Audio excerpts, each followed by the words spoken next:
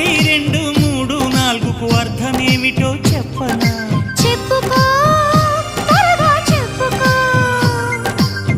ఒకటంటే ఒకటిగా అడుగేద్దాం, రెండంటే రెండు గుండెలను ముడిపెడదాం, మూడంటే మూడు ముళ్ళేసి ఆ తర్వాత నాలుగు కాలాల పాటు కలిసుందా.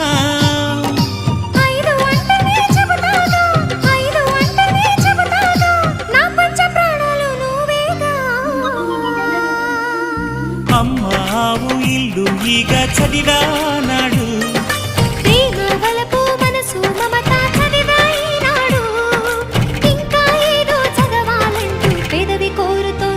భలేగా కొత్త చదువు చదువు, ఇలా నా ముద్దు కవిత చదువు, చెలి మురిపాల కథలు చదువు.